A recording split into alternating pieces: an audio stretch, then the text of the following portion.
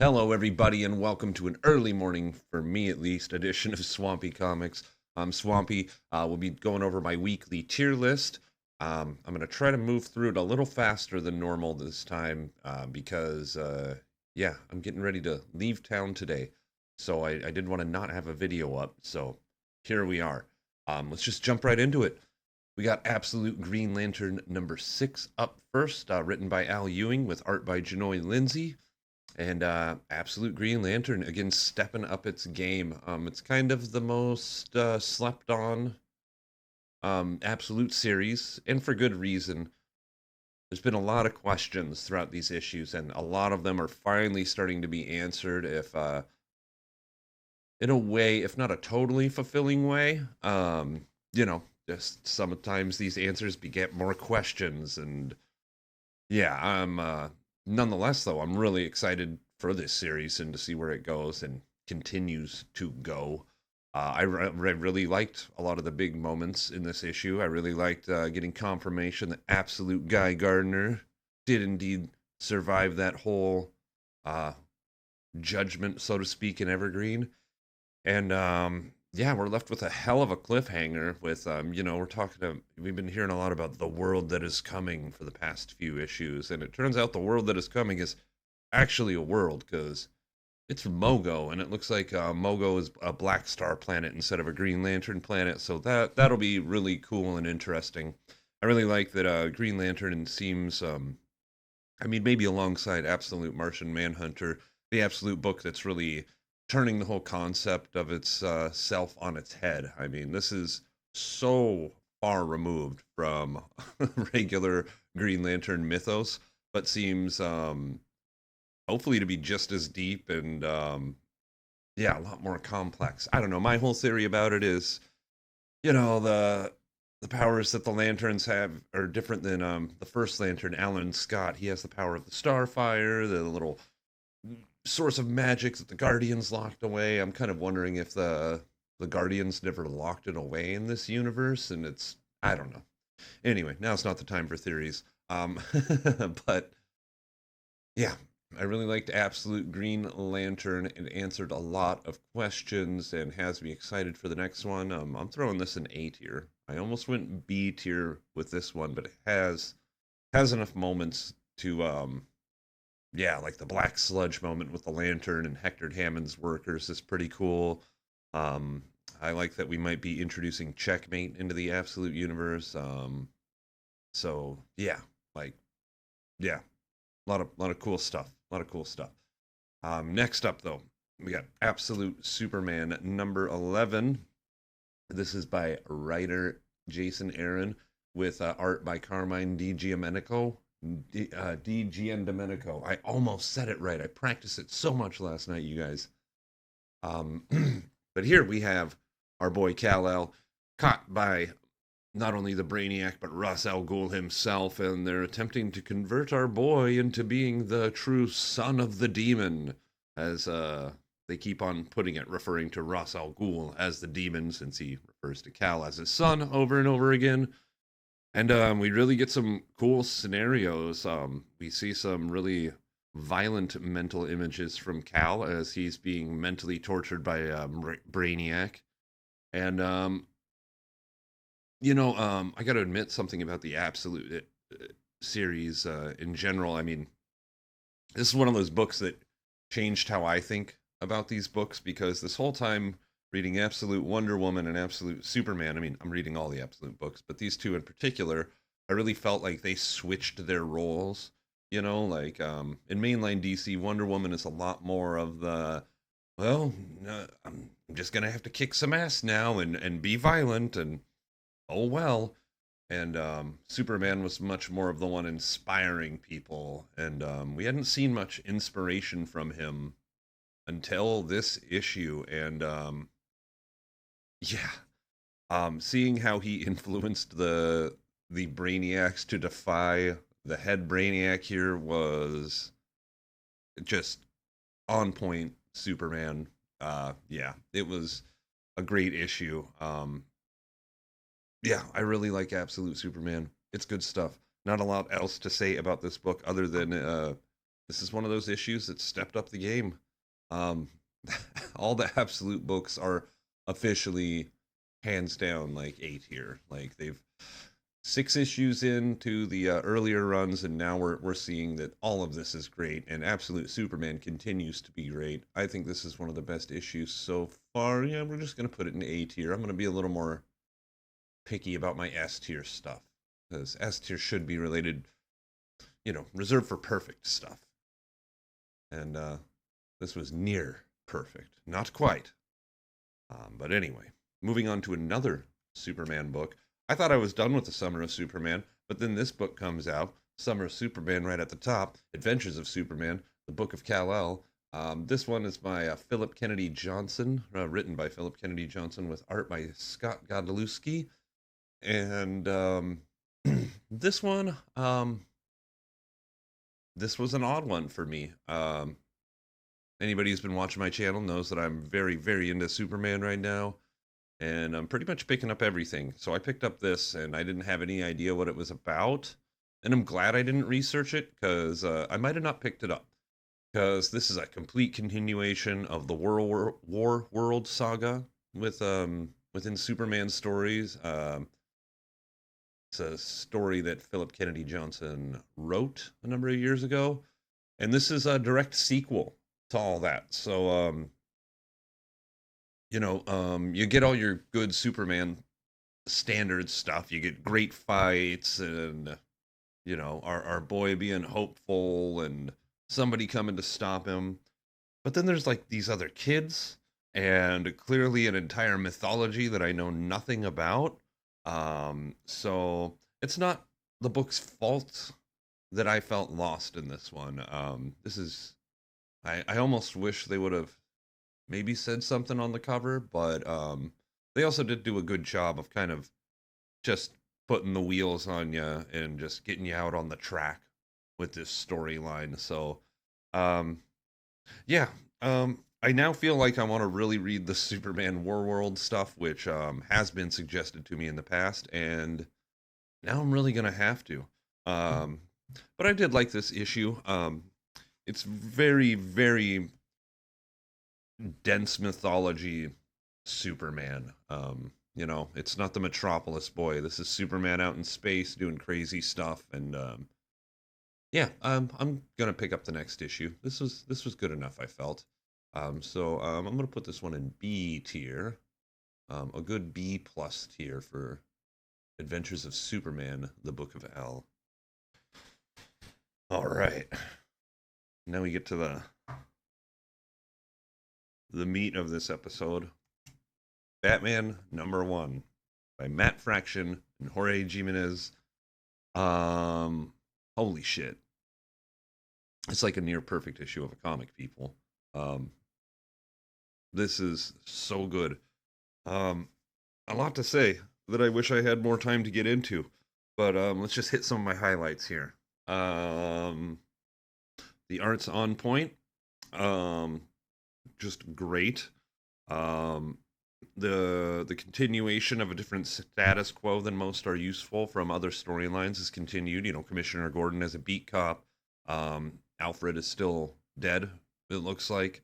And yeah, the first shot we get of Batman is him stepping out into the light. This comic mostly takes place during the day, or at least the first part of it does. And yeah, with his lighter suit and him existing and talking with people, and so often Batman's just the lone guy at night doing his thing, but right off the bat we're seeing a little bit of a different Batman. And even in his confrontation with the Lizard, I mean, we do see Batman kick the ass of some rapist gang members, and that's pretty rad.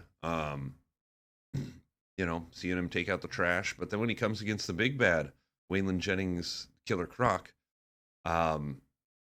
we see a different side of Batman.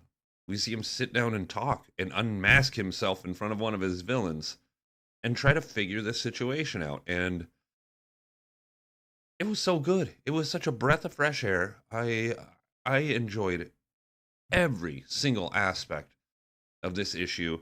It was a condensed storyline all in one issue with a little bit leading up to the next one, and you can tell there's a lot of moving pieces in the background with Vandal Savage and this whole Arkham Tower that's housing a lot of you know Batman's rogues gallery. Yeah, I'm just I was over the moon for this. I thought this is one of the best things I read all year. I really really liked Batman #1, so it goes without saying it's going in S tier. All right, next up, Everything Dead and Dying #1. This one came out in Image Comics. This is by Tate Bromball with art and colors by Jacob Phillips.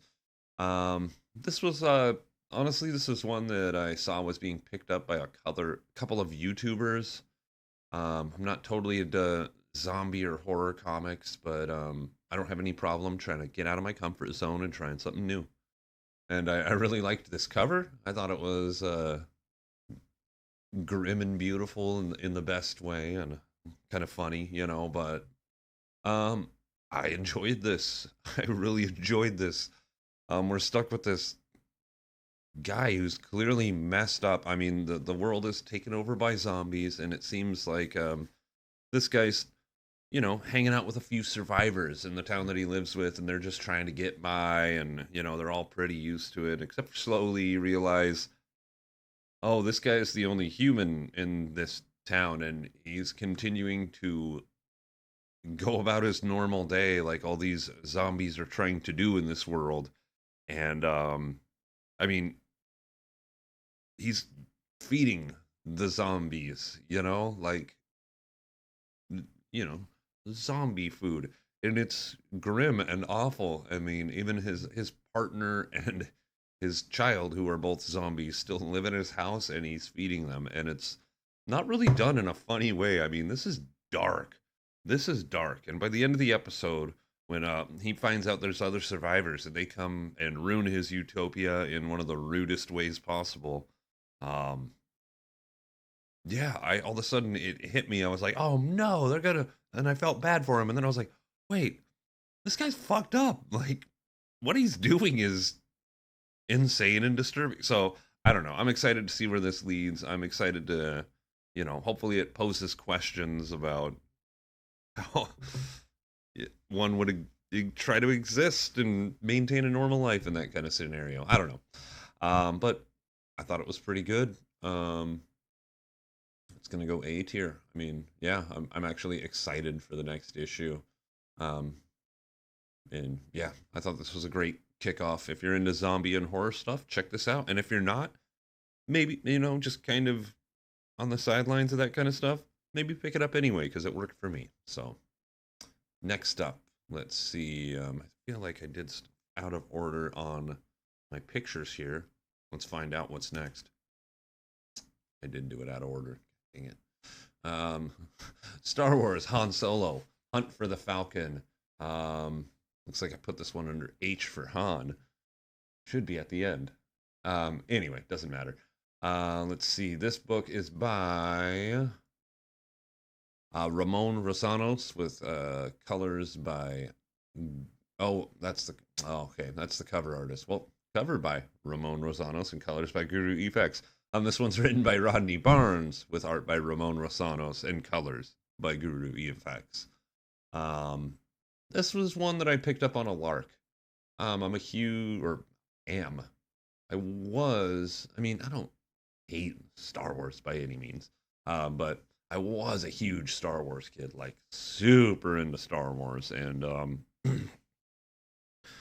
I've kind of just been out of the fandom, at a movie and TV show watching length, and that's been fine for me. And I enjoy it. I tend to not try to get too mad about it, even the stuff that I don't like and whatnot. But yeah, seeing I wanted to round out my picks this week and saw that there was a new Star Wars book happening with one of my favorite characters taking place right before one of my favorite movies, I had to pick this up, and it didn't disappoint. Felt like Star Wars. Felt like a Han story. It was fun reading stuff in Harrison Ford's and Billy D. Williams' voice. I really enjoyed it. We got to see Chewbacca kick some ass and hang out with his family a little bit, and not too much in a Star Wars holiday special kind of way, But I feel like this really fit with the character, and I mean, I'm all for filling in some Han Solo gaps in between Return of the Jedi and Force Awakens, and this is definitely way closer to Force Awakens. I'm assuming the end of this comic will lead into Han stumbling across Rey and Finn with the Falcon. It'd be pretty cool. I hope so. Um, but if you're into Star Wars, I mean, and especially the scoundrel smuggler side of Star Wars, I mean, this is the book for you. Um, yeah, I really liked it, and I can't wait for the next one. Han Solo Hunt for the Falcon. A solid B tier. Not A tier because nothing blew my mind and it didn't make me go, wow, but um, yeah, great comic. I suggest it. I'm going to pick up the next issue for sure. All right, next issue we got is Star Trek Red Shirts #2. I was really high on the first issue. Um, that first issue by Christopher Cantwell and Megan Levins on art. Um, but man, Star Trek Red Shirts continues to impress me. This book is fun and violent, and the characters are likable, and it's delivering on the premise of a lot of these people not having permanence. There was a character that died this issue that I was like, are you kidding me? I liked him so much, and I thought he was going to kind of be one of our guys for this, how in every, sometimes the person that's not going to die. Clearly the guy with this defining feature or this type of clothing that sets him aside isn't going to die. Nope. Nah. Um but yeah, I really liked this. Star Trek Red Shirts is cool. Big surprise. Continues to deliver on an awesome premise, and it's the dirtiest corner of Star Trek and spies and action, and I just yeah, there's not much to say about like the story progress in this one. It was just a good episode or a good issue. Like it just hit and had me waiting to see what the next step in this constantly evolving mess is gonna be. So yeah, Star Trek Red Shirts. Near perfect, but I'm being a little more picky. It's A tier. Issue one was S tier, and I still do believe that. Like, I mean, I'll say Batman #1 and Star Trek Red Shirts #1 are two of the best #1s I've read this year, if not ever, maybe. But impressive stuff here. This is a great time to be a fan, folks. Oh my god, it is. Oof. And next up, we got Star Trek Voyager Homecoming. Much like the Han Solo title, this is another one I purchased just to kind of round things out. Um, but yeah, I liked it. It was fine. I'm probably going to continue and just get this mini series because it delivers on what it tries to do, and what it tries to do is be an episode of Star Trek Voyager. um, Again, reading this one in the Jane Mulgrew's or Kate Mulgrew's voice as Captain Janeway was a lot of fun. And I wasn't a huge Voyager watcher. I've never done a deep dive, but I know enough about the characters and whatever to get what we're doing here. And I'm pretty sure I also maybe Neelix had one line, I think, the entire comic, which is great because that character sucks. But yeah, Star Trek Voyager Homecoming. It's pretty cool. It's just a kind of a funny concept. They show up back home finally and then instantly get pulled out back into space against their will, and they're stuck on the ship for one last little adventure. So yeah, should be pretty cool. It was just fine. It was good. I am gonna check out the rest of it. So I mean, solid B tier with that one. I think it goes without saying what the pick of the week is going to be. Just get there real quick. Matt Fraction's Batman #1. I mean, get it. If you don't, you're just kind of missing out. And, it's okay to miss out on stuff you're not that into, but this one I feel like you don't want to miss it. It's good. This is the beginning of a really cool feeling era of Batman, and I'm here for it. So there we go. Batman number one, my pick of the week. Uh, Hope you all enjoyed this episode of Swampy Comics Tier List. Leave a comment below. I always love to hear from people. Like and subscribe. That helps so much. And more importantly, just most of all, keep reading. So yeah, we'll see you all next time. Thanks for watching.